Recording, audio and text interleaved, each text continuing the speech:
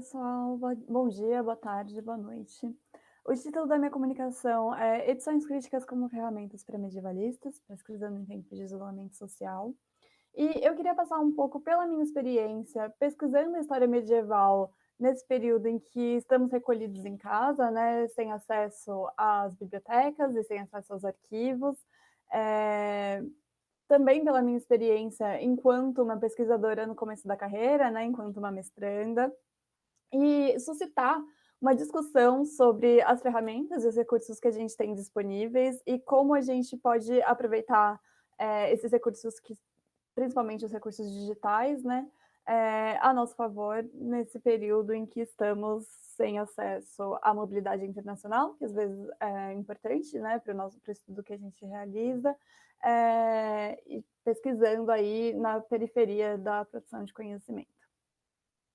Bom, eu sou a Isadora Martins, eu sou mestranda do programa de pós-graduação em História Social aqui na USP. Eu sou membro do Labora, o laboratório que está organizando esse congresso. Eu também faço parte do Insulay, o grupo de pesquisas sobre Britânia, Irlanda e Ilhas do Arquipélago Norte na Antiguidade e no Medievo.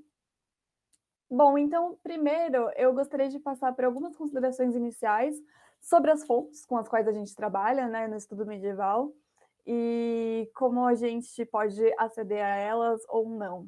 Então, a gente trabalha com manuscritos que, não raro, estão escritos em latim, né, e exigem, muitas vezes, um trabalho que extrapola a ciência histórica. Exige um estudo de paleografia, filologia, que nem sempre a gente consegue ter acesso nos nossos anos de graduação ou nos nossos estudos de mestrado ou doutorado. E aí a gente tem a emergência de uma figura, né? A emergência da figura do editor, que constitui uma autoridade acadêmica que vai disponibilizar essas fontes para uma audiência maior. Então, a raiz da palavra editar, né, edição, ela vem já aí do tornar público. O que é uma edição crítica hoje? Né? A gente tem alguns aparatos e alguns critérios que a gente usa para determinar se uma edição crítica é valiosa e é adequada para o estudo de história ou não. Então, segundo o Christopher Filler, a edição crítica ela tem que possuir um aparato crítico, que vai me disponibilizar aí aspectos intertextuais, e essa edição ela vai superar a mera transcrição do texto. Então, ela contém notas sobre o texto original em latim, ela vai ter indicações dos manuscritos que os editores consultaram para realizar essa edição, né? Então, frequentemente, os editores eles trabalham com uma colagem de manuscritos que estão espalhados em vários fundos documentais, e uma boa edição crítica vai trazer indicações sobre o que está em cada manuscrito e por que eles fizeram aquela escolha.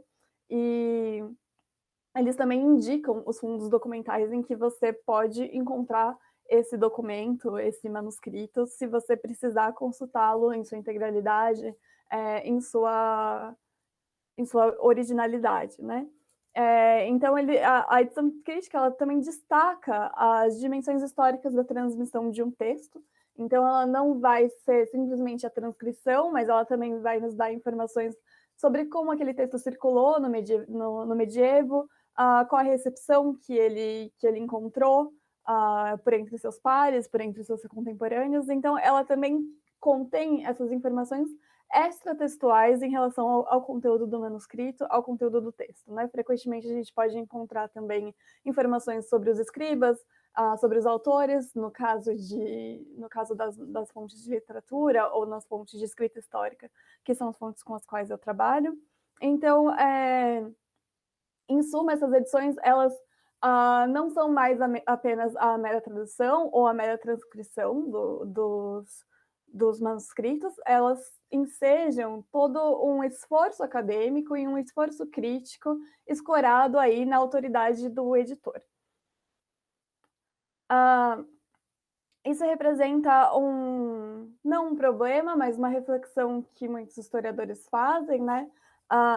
Quando a gente trabalha com edições críticas, né? Quando a gente trabalha com a edição de um manuscrito, a gente perde, talvez, a dimensão da materialidade das fontes, né? É importante aceder às fontes, a sua originalidade, ali, ao seu suporte material, né, o suporte material em que elas foram produzidas, muitas vezes em alguns estudos, principalmente de literatura, né, para aferir como um texto circulou, é importante conhecer as dimensões do manuscrito, enfim, rasuras, né, tudo isso não necessariamente a gente consegue obter utilizando uma edição crítica, mas a gente vai ver que conforme a tradição, né, de fazer edições críticas vai evoluindo, a gente consegue dar conta dessas minúcias, né, dessas finezas do trabalho da história. Então, assim, uma boa edição crítica, hoje em dia,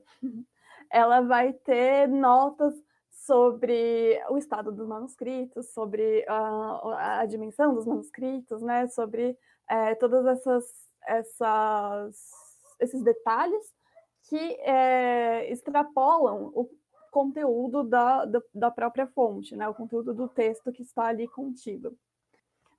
Então, a gente tem aí, como eu estava falando para vocês, alguns projetos de disponibilização de fontes, né, alguns projetos de digitalização de manuscritos e que contém, isso que é interessante, que contém esses requisitos que o Christopher Filler coloca para a gente de edições críticas.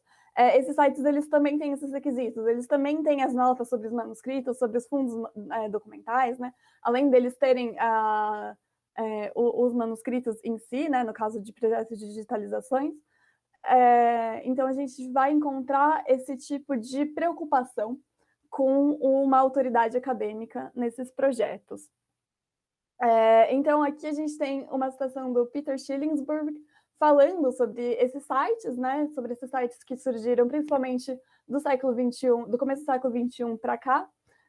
Ele vai falar: arquivos textuais servem de base para edições críticas que se comunicam com vários tipos de interações acadêmicas para criar o que ele chama de knowledge sites. E aí eu vou dar alguns exemplos aqui desses knowledge sites que o Schillingsburg está falando. Integrados aos debates atuais acadêmicos e que podem também servir como ferramentas pedagógicas. Então, vocês veem aí que o Schillingsburg ele é bastante otimista em relação a esses sites, né? São sites que estão sempre em construção, estão sempre sendo atualizados. A gente tem dois tipos aí que eu vou mostrar para vocês. Então, a gente tem projetos de digitalização de manuscritos e a gente tem projetos de edição, de transcrição, tradução, que não necessariamente nos disponibilizam o manuscrito, mas disponibilizam todo aquele aparato crítico sobre a nota sobre a tradução, sobre onde encontrar esses manuscritos, e sobre como aceder a eles. Então, a gente tem esses dois tipos. O Schillingsburg, ele é bastante otimista em relação a esses sites, né? Como eu estava dizendo para vocês. E, assim, para alguns cuidados que a gente tem que tomar, são iniciativas muito válidas que a gente deve prestar atenção, principalmente reconhecendo as nossas limitações enquanto pesquisadores, nossas limitações de tempo e nossas limitações de acesso à documentação, principalmente em tempos de isolamento social, que como eu disse, né, estamos isolados em casa, sem poder consultar arquivos, sem poder consultar bibliotecas, sem conseguir realizar nossos projetos de mobilização internacional. Então, mobilizar esses recursos a nosso favor é muito interessante. E aqui a gente tem alguns projetos. Esse aqui é o Medieval England and France. Ele é um projeto da British Library, né, a Biblioteca Nacional Inglesa, com a BNF francesa. Então, eles se juntaram, né, essas duas instituições, para disponibilizar aí manuscritos da Inglaterra e da França, e aí é muito interessante o projeto, porque a gente consegue aceder a uma história cruzada da Inglaterra e da França, né? Principalmente nesse período de 700 a 1200, em 1066 a gente vai ter ali a conquista normanda, então são períodos de bastante fusão entre a cultura insular e a cultura continental francesa, e é interessante que esse projeto vai nos dar os manuscritos disponibilizados, né, digitalizados, com todas aquelas informações sobre a materialidade de cada manuscrito, mas ele também nos proporciona artigos. Então, quando você navega pelo site, você acede a pequenos artigos informativos sobre o contexto, sobre o período, sobre a cultura escrita naquele período e naqueles territórios. Então, ele é um site completo nesse sentido, né? A gente tem os manuscritos digitalizados e a gente tem todo um aparato crítico, todo um suporte acadêmico e de pesquisa por trás para nos contextualizar e nos fornecer a base para o estudo que eu vou realizar desses manuscritos. Esse aqui é o The Camelot Project. Quem me conhece sabe que o meu objeto principal é a tradição arturiana. E esse é um projeto da Universidade de Rochester e ele tem aí uma gama de documentos para você trabalhar com arturiana. Também ele não tem os manuscritos, como no projeto anterior, mas ele tem indicações sobre como encontrar esses manuscritos, sobre onde a gente encontra, né, esses manuscritos. E ele conta com vários autores, ele passa por vários períodos, sempre contextualizando e sempre com esse aparato crítico por trás. Esse é o Internet Medieval Sourcebook, que também é um projeto um pouco na baila do The Camelot Project, mas ele não é só da arturiana, né? Ele tem várias fontes, de vários períodos, ele está dividido aí pelos períodos e pelos tipos documentais. Então, a gente tem textos de direito, textos administrativos, textos de literatura, e você pode navegar através das sessões, né? Ele é um projeto da Universidade de Fordham, também muito interessante de ser acessado, e também conta com esse aparato crítico por trás dele, com artigos. Aqui eu coloquei algumas edições críticas publicadas, então as edições críticas publicadas, elas são diferentes desses projetos online que a gente tem, né? Elas não são o mesmo movimento, porque o que acontece? Esses projetos digitais que a gente tem, né, de disponibilizar as edições e de disponibilizar traduções, transcrições, eles estão sempre em desenvolvimento, né, como nos diz o Schillingsburg. Então, o que alguns pesquisadores argumentam é que a nossa relação com esses textos ela é diferente de quando a gente tem um livro em mãos, né, um livro físico, um livro publicado, porque o livro publicado ele já é uma obra em sua integralidade, uma obra fechada, né?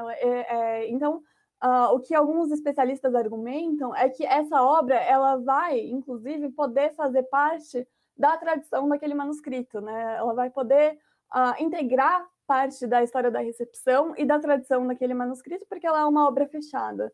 Enquanto a gente não sabe muito bem o que vai acontecer com esses projetos digitais, né, com essas edições digitais, que não são a mesma coisa. Além disso, a nossa relação é um pouco diferente, né, como a gente interage com essas publicações, porque nas edições digitais a gente tem um problema que os especialistas chamam de problema do hiperlink. Então, a gente tem uma gama enorme de textos pelos quais a gente pode circular e a gente está sempre impelido, né, psicologicamente impelido a ir clicando e aí desenrolando essa tradição imensa de textos que a gente tem à disposição. Enquanto aqui nas edições críticas publicadas é um pouco diferente, né? São textos fechados, então textos que a gente, segundo essa corrente desses especialistas, que a gente pode fazer uma interpretação hermenêutica mais tranquila, talvez. Então aqui eu coloquei algumas fontes com as quais eu trabalho e com as quais o pessoal do grupo de estudos arturianos lá do Insula trabalha. Eles gentilmente me indicaram as edições com as quais eles trabalham, só para eu dar um exemplo. E aí, em seguida, a gente tem a gente se faz essa pergunta, né? Como a gente mobiliza esses recursos e como a gente pode aproveitá-los sem comprometer a nossa credibilidade acadêmica, né? Então, alguns pesquisadores eles vão afirmar que a gente tem existem 3 níveis de leitura dessas edições e 3 níveis de como acessar essas fontes, né? O primeiro nível seria o nível do leitor, Então é uma pessoa que procura essas edições para como uma para aceder ao conteúdo desses textos, a se preocupando com a autoridade que eles inspiram, né, se preocupando com a autoridade, dos da do editor, mas ela não se engaja ali, fora da leitura da transcrição. O segundo nível seria o nível do que eles chamam de usuário.